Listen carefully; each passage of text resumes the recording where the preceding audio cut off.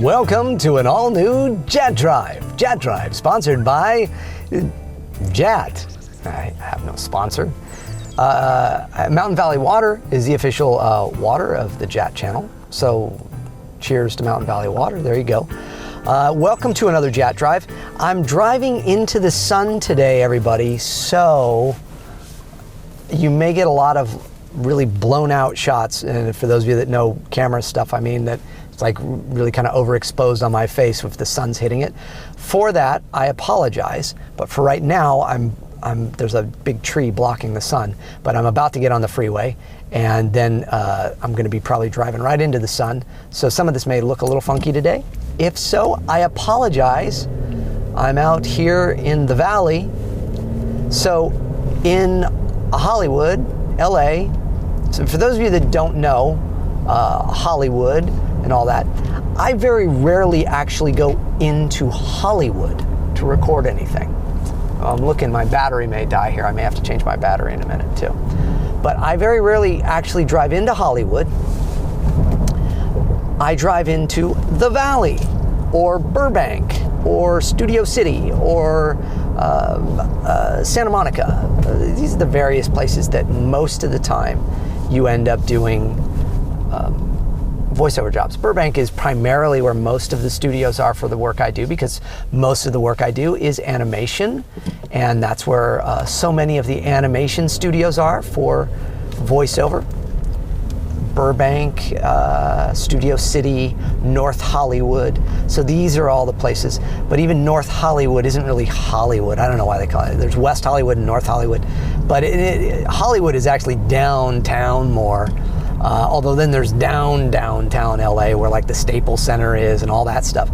But most of us voice actors and such, we are not generally going out to Hollywood all that often. There's a few studios, but we say Hollywood, right? And then like Los Angeles. So I don't technically live in Los Angeles. I live just outside of Los Angeles, but it's in the suburb area. But it's all Los Angeles. Yeah? Okay, so I'm just trying to acquaint you with this. So I am driving back to my house, and I'm in the valley, and that's on one side of the hill, we say. So there's a hill that kind of divides the valley from the North Hollywood from West Hollywood, and all that, Century City, Beverly Hills, all of that. That's on the other side of the hill, and that's all the fancy pants stuff. The valley is more kind of regular people living out here. Most voice actors live out in the valley in some area. Why? Because we're regular people, you see? All right.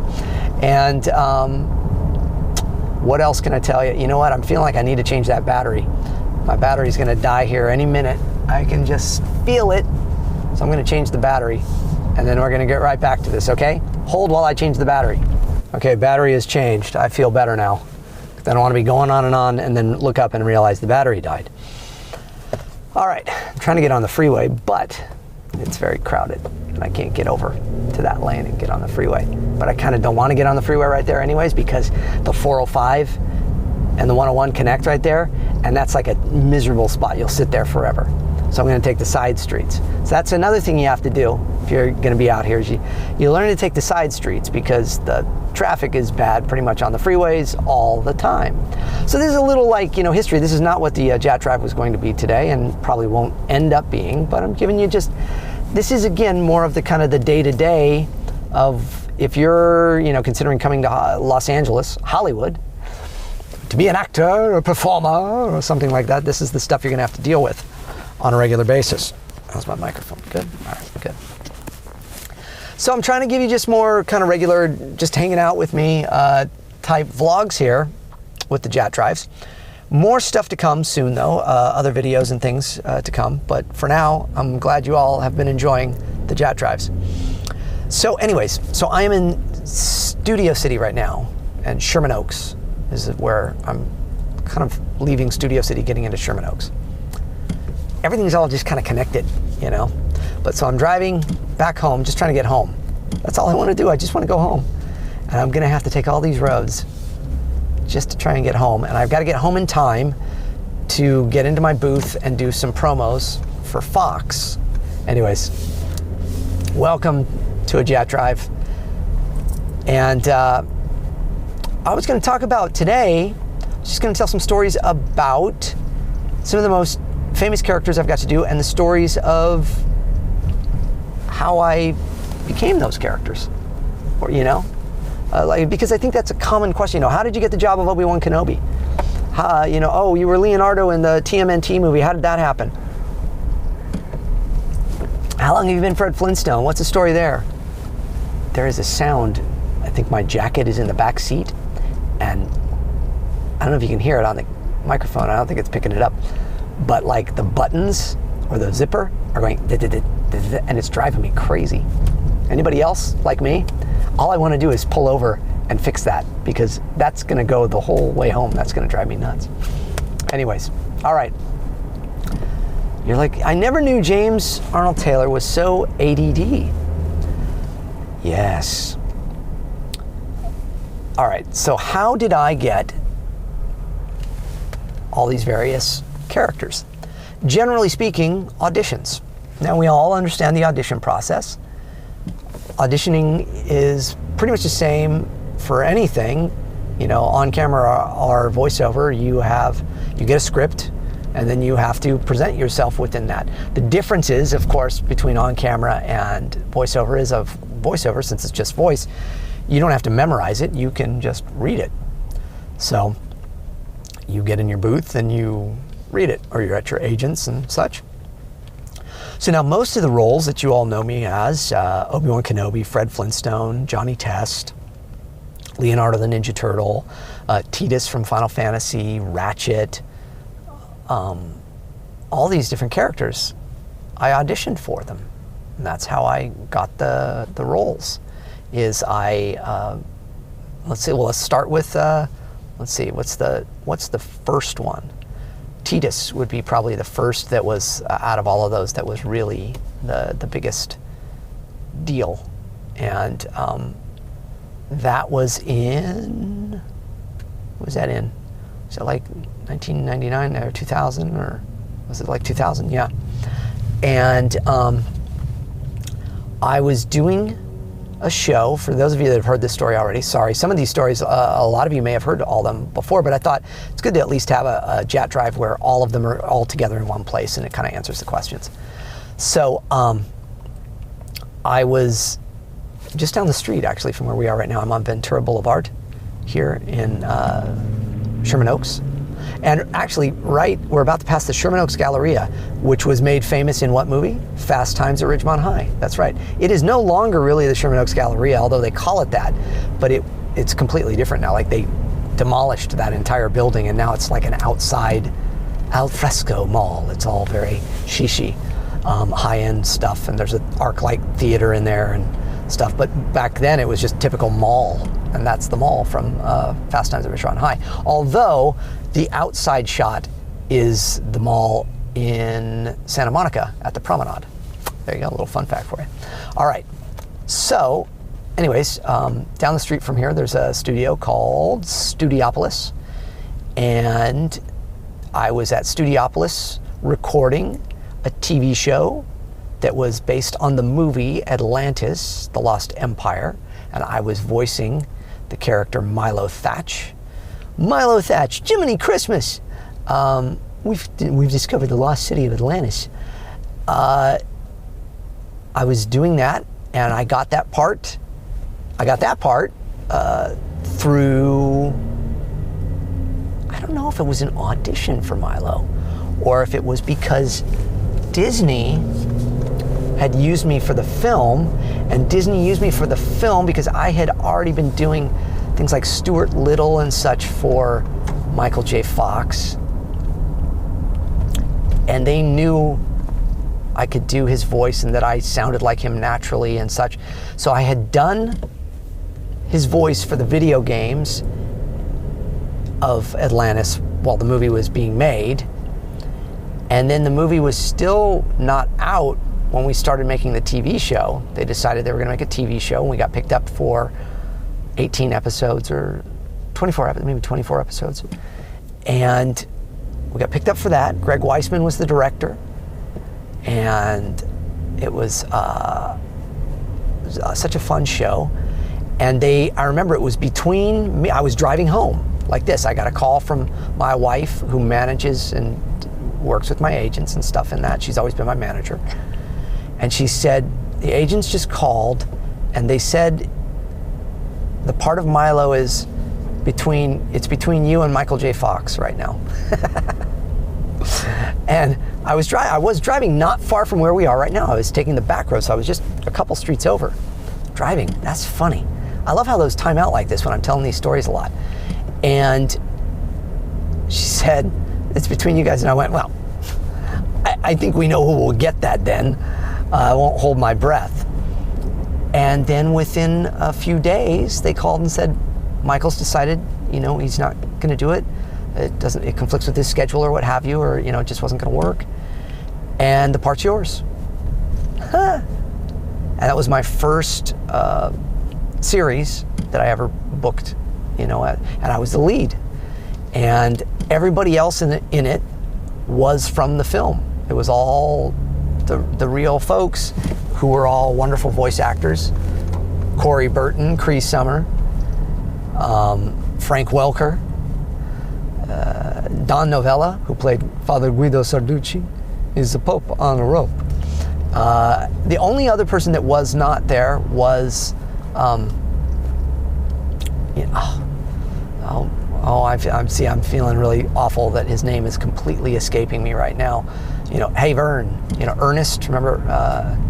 Oh my gosh, I'm so sorry, so sorry that his name has just completely gone out of my head, and all of you that know it are screaming it at me right now, and I'm sorry, you're right, yes.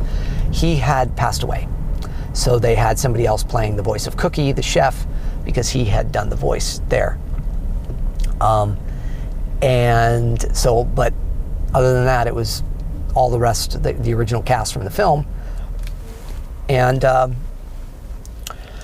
we started recording 18 different episodes of that show over the course of months and months, and what an experience I had. And we worked with so many different amazing guests and celebrity guests and stuff, and people from, voice actors that were amazing, like Jeff Bennett. I don't know if Jess Hornell was on there.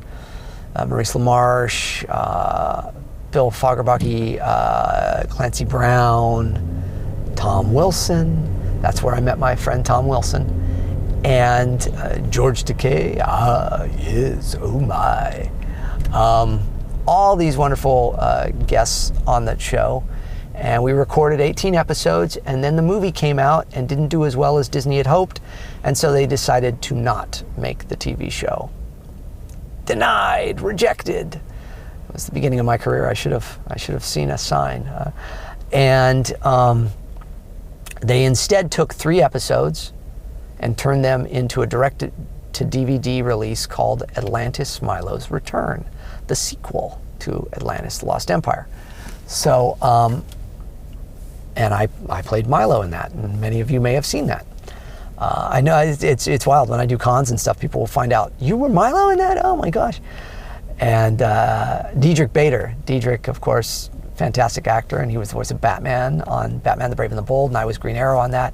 And his son Sebastian, who's a wonderful, very intelligent young man, he was a fan of Milo's Return, I think, at the time, because it was quite a few years ago. I remember that. But yeah, so anyways, so we were recording, it was a long way around, but that was an interesting story too of that character, I think. I hope it was interesting. I don't know, maybe it isn't at all. We were recording Atlantis there on a regular basis at Studiopolis. And while we were recording, they had 2 different studios in the building, 2 different, recording booths. And they're big booths, they're big rooms, because they had to support a whole cast, of people, up to maybe 10 actors in a room. They had 2 rooms like that there. And in the other one, they were recording Final Fantasy, the movie. Do you remember the movie, Final Fantasy? And they were recording the voices for that. And the director was Jack Fletcher. And Jack is a wonderful man, very nice man. And we were always seeing each other at break times. sit out on the patio there and talk if I was having lunch or, what have you, or just a break, a 5-minute break. And Jack would be out there and we would talk, and we really hit it off, and had the same likes and things. And he was like, there's this part for this game I'm doing. It's coming up. You'd really be perfect for it. Voice is just right. And I was like, oh my gosh, yeah, that'd be great. So, in fact, I did not audition for the role of Titus. It was offered to me. And it was offered to me by Jack Fletcher, and I have said it many times before, I'll say it again. A huge thank you to Jack for that. Jack was very kind to me to hire me in that. And we worked together for, I think it was about 3.5 months, recording Final Fantasy X, the first Final Fantasy game to have voices in it. And I played the role of Titus. Some of you say Titus. And walked into a world that I could never have imagined was going to change my life the way that it did. And all these years later, there's rarely a day that goes by that I do not get some fan mail of some type regarding Titus, or some comment about my laughing. For those of you that know Titus, you'll understand that. But so that's how I got the role of Titus in Final Fantasy X. And then subsequently, obviously, we did the sequel a few years later, and I've done several other games. And in fact, the new Dissidia NT just came out, and I play Titus in that. So all of that thanks to Jack Fletcher for casting me. Jack is somebody that I should thank for another thing. Yeah, I was thinking about this one the other morning. I thought, gosh, I don't mention this one that often anymore. I've kind of forgot about it for a while there. But somebody had mentioned it in my Twitter feed, the Animatrix. I don't know if any of you know the Animatrix. So you remember when all the Matrix movies were coming out? And they had the Animatrix, like anime. And they got all these fantastic anime writers and directors and animators to put together 9 short stories that strung together in one film called the Animatrix. And I am in more of those than any other actor, actually. I think I'm in 4 of the 9. And specifically, though, in Detective Story, it's a really cool film noir, black and white one, I'm the detective. A case to end all cases. And I'm the guy. I'm the detective in that. And some of you may not know that. There you go. But that's also thanks to Jack Fletcher, who cast me in that. And so Jack, I haven't seen Jack in quite a few years, but he's a wonderfully funny man, very nice man. And I wish him nothing but God's blessings and thank him for that. So then, cut ahead, about a year or so, 2001, 2002, they start casting for a sound-alike for Ewan McGregor for some Star Wars things, because they're still making the Star Wars movies at that time, and they needed someone to sound like him. And I go, okay.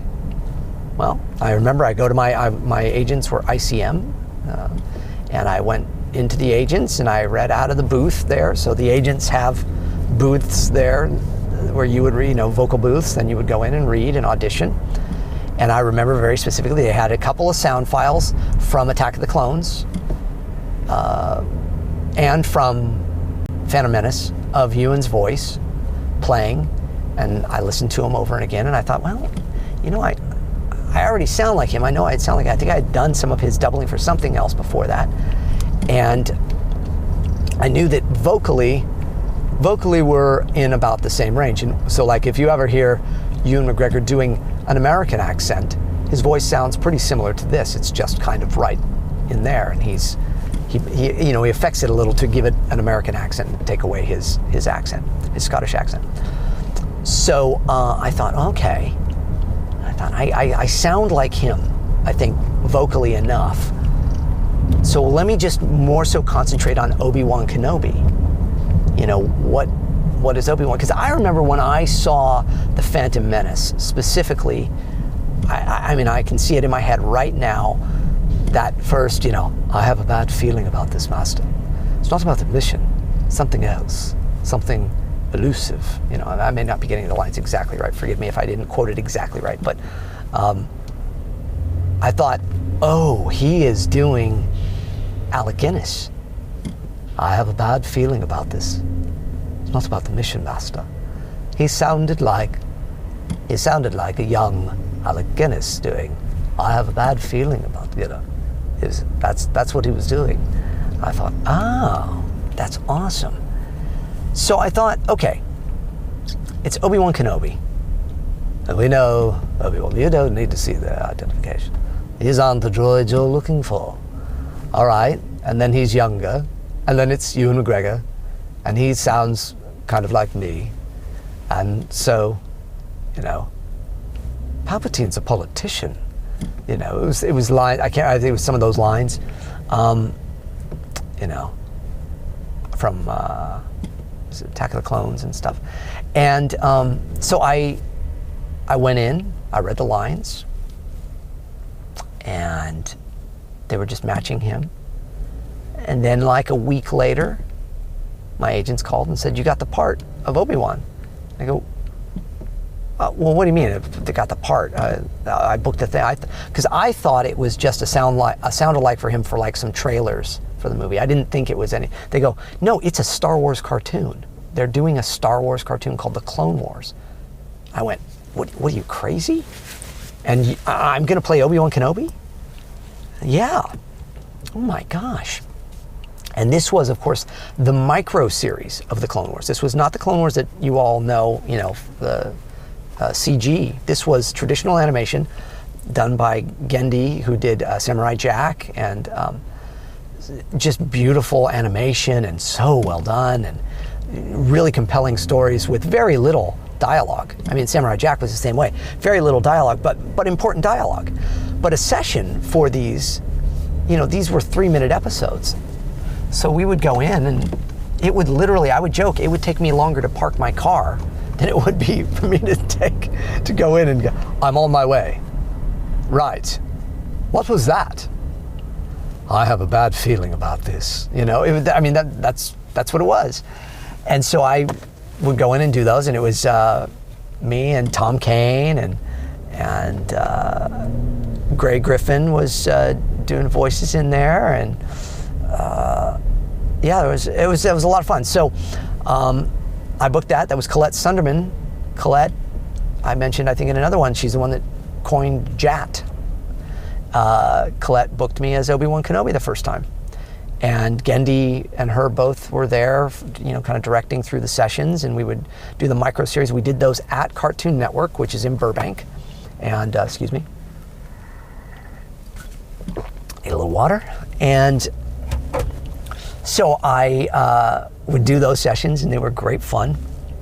And then they came out, and I was like so impressed. They were so fun. They were so neat. And then it was, a few years later that somebody said, they're thinking of doing another series of the Clone Wars, like full half-hour episodes. I was like, really? Wow. So, but from that, from booking the TV series, the micro series of the Clone Wars, then Lucasfilm brought me in to do Revenge of the Sith, the video game. And I remember I was working with David Collins, and of course, those of you that know Star Wars know David Collins, and David and I, of course, been very fortunate to do voices in all of the new Star Wars films, from Force Awakens and Last Jedi and Rogue One and such. We've been very fortunate to do voices in all those, and David, of course, has hosted at Star Wars Celebration for many, many years, usually on the digital stage, and he does different stages he hosts, and he's a wonderful host, and he's a wonderful director and actor and musician, composer, very talented man. And David was directing me on the Revenge of the Sith video game. And I remember, so we had all these lines, and I'm doing them, and they're lines from the film and such, and in-play game lines and stuff. But then one day we come in for a session, and he's got his laptop, and he's like, I got to show you this stuff, but it's like top secret. And it's clips from the film, and it's still like blue screen and green screen stuff where they haven't put the effects in yet, but it's because the movie was still being made, Revenge of the Sith. And it's it's Ewan walking with Yoda after Vader, very dramatic stuff. And then it was the big dramatic scene. You were the chosen one. It was said that you would destroy the Sith, not join them. And they said, this is really kind of crucial that we get this kind of feel. And, we know you can do the voice here and doing that whole thing. But, Ewan's got this great kind of range of where his voice cracks and breaks up and does this different sound when he's emotional. And can you do that? Well, I had already been studying his voice from Attack of the Clones, and he has similar moments. I don't want to blow the microphone out here now, but it's let me just move it down. It's, come to your senses. What do you think Padme would do if she was in your shoes? That stuff when they're on the thing and they're writing. I have to save her. All that. So I had heard that dynamic from his voice already, and had already practiced it, and I already had it in my head. So I was like, no, guys, I can do this. So they play me the scenes. And then they have a script, and it is that same script, You are the chosen one. It was said that you would destroy the Sith, not join them. Bring balance to the Force, not leave it in darkness. You are my brother, Anakin. I loved you. All of that. And we did it. And I remember they had me do it a bunch of different times, a bunch of different ways, and they were like, we got our guy. And from that moment on, I knew that I was the official voice of Obi-Wan Kenobi. So when the Clone Wars, long form Clone Wars that we all know and love now, was in the making, they asked me to come out. I had just gotten back from China. We had just adopted our daughter. This was in 2005. So this was in, let's say November of 2005. And I go to another studio, which is, now it's called Bang Zoom, but it wasn't Bang Zoom at the time. It's on Magnolia Street down in Burbank, and that's where we record all of the Guardians of the Galaxy stuff. But I went there, and I had to meet these two guys, Henry Gilroy and Dave Filoni. And so I meet them, and Andrea Romano, the famous voice director, is there. And I know Andrea, and they wanted me to read for Obi-Wan, obviously, because they were like, you've been our Obi-Wan, and we're pretty certain we already got the guy here, but, they wanted me to read on it, but they wanted me to read as Anakin. And so I was like, well, do you want, Hayden Christensen Anakin, or, what all are you looking for in that? And so I noticed he was kind of, I started studying it because I had never done it, because a fellow by the name of Matt Lucas, very talented young man, had done him in the micro series, and Matt was great. And I was like, well, I don't know if you were going to use him or not. And, this is part of the process sometimes where they audition different people, different things. So I was like, I don't really do a Hayden, but I noticed that Hayden has kind of a Christopher Walken thing. So I couldn't get Christopher Walken out of my head. So I did a terrible thing. But he has that kind of brooding, and the way he would word things, it has that same kind of meter as Christopher Walken does, when he gets upset, and he's talking. You're going, you're nuts, James. But listen sometime and you'll see there's a little Christopher Walken. So I just had Christopher Walken stuck in my head. So it was like, they had me reading Obi-Wan. So they had me reading a scene between Obi-Wan and Anakin. They're like, can you go back and forth? But it was more like Obi-Wan talking to Christopher Walken, It was like, well, Anakin, what do you think of this? Obi, it's crazy, but I like Padme. She's good. You think she's cute? You think she'd go out with me? That wasn't the dialogue at all. I'm kidding. And I say, come to your senses. So I go there, and I read, and I meet Dave, and I meet Henry, and it was lovely. And of course, I got the gig. Thank you guys very much. I'm always very grateful to everybody. I know people might not hear that from everybody all the time. It's like, very grateful for the people that have cast me and things. So thank you all. To all of them, for everybody there, and George Lucas for approving everything. So that's how I got Obi-Wan. And let's see.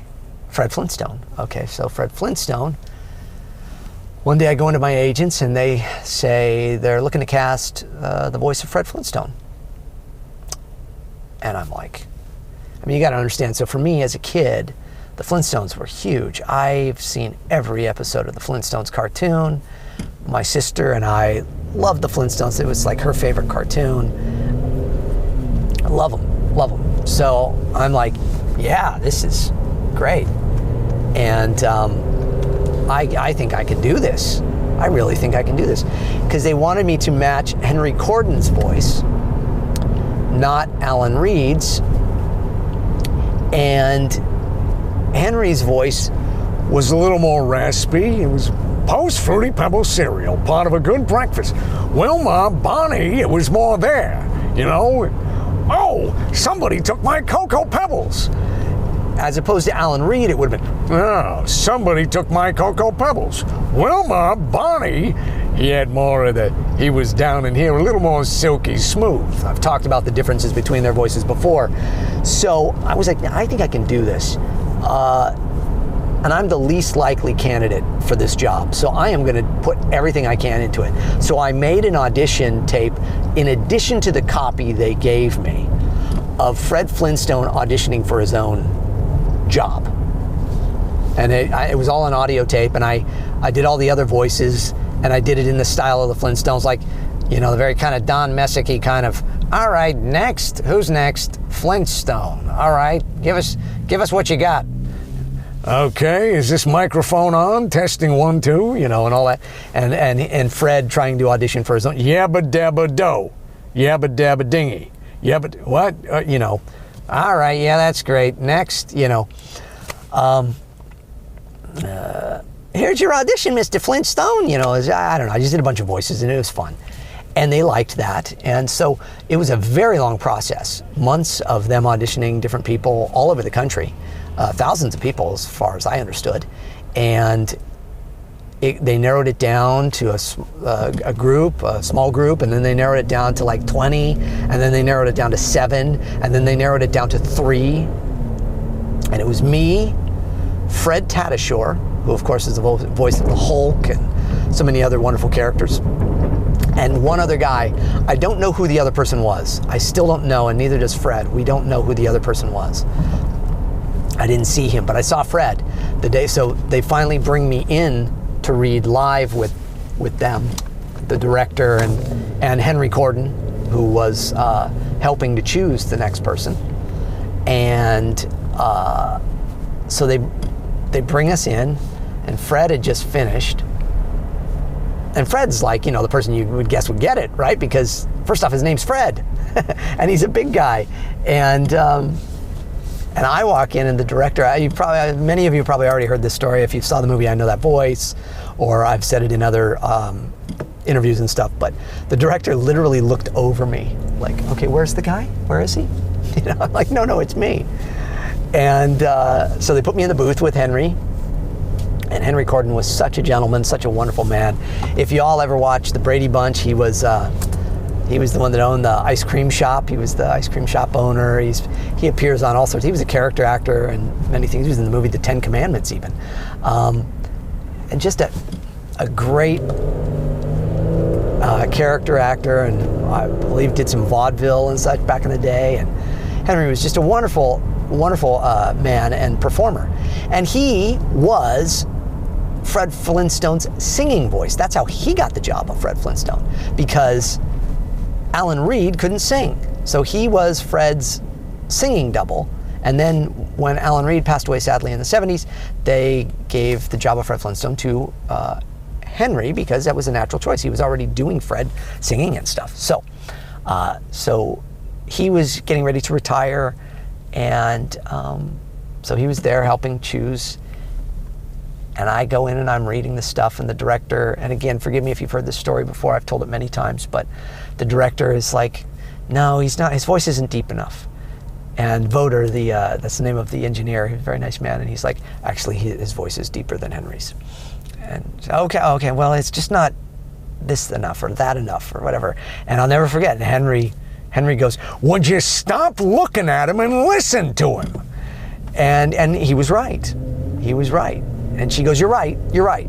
And so she stopped looking at me, and she just had her eyes closed, and she would just listen. And so what they would do is they would play Henry's recordings and then have me repeat them. And then they would switch back and forth, back and forth, back and forth. So, post Fruity Pebbles cereal, part of a good breakfast. And then I post Fruity Pebbles cereal, part of a good breakfast. You know, yeah, but doo. Oh, my phone's ringing. Hang on. Sorry about that. Had to take a phone call because I am getting close to home. My wife letting me know about the session I have for Fox here in 29 minutes. And it will take me about 18 more minutes to get home. So I got a little bit longer, so maybe we won't get through all these stories. So anyways, Fred Flintstone, I do all those. Stop looking at them, listen to them. They finally did. They can play them back and forth, and she couldn't tell which one was which. And there you go. I finally get the job, and I voiced Fred for many, many different Fruity Pebbles, Cocoa Pebbles commercials for many, many years. And then the ad agency that did those commercials, after like 30 years of doing those commercials, Post decided to go with a different ad agency, and those people wanted to go a different direction, and I had to re-audition for the voice of Fred, and they went through all these different people, and they ended up coming back to me.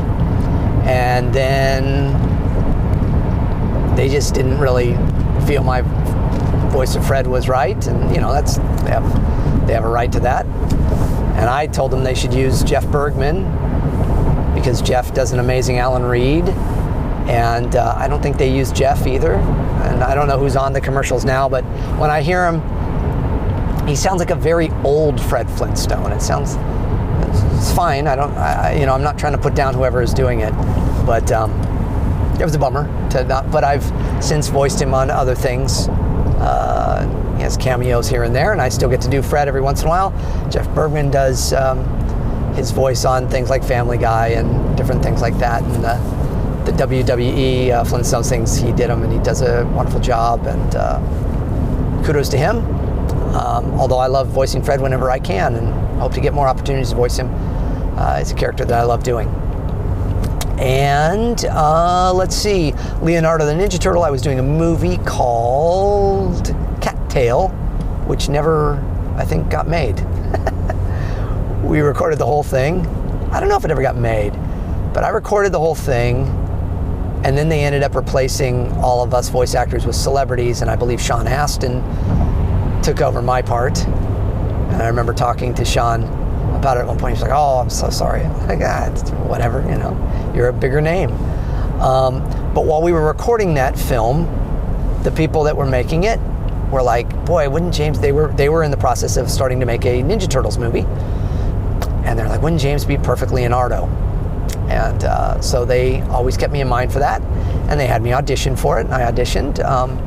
But they kind of already knew that they really liked me for the role, and they hired me as Leonardo, and we made the Ninja Turtle movie back in, what was it, like 06, 05, 06, I guess, and then it came out in 07, because it takes a while. It takes about a year and a half or so to make these things.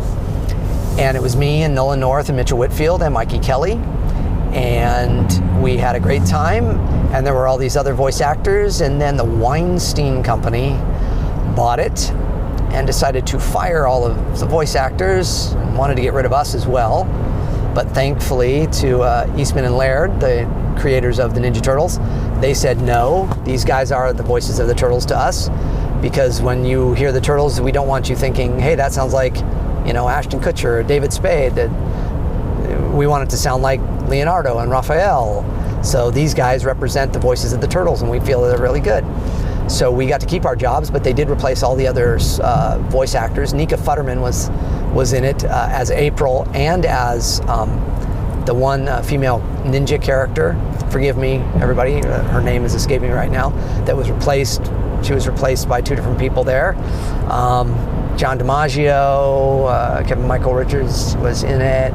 Also, some of them are still in it, but for the most part, everybody got kind of replaced. Patrick Stewart and everybody came in, Chris Evans and all of them.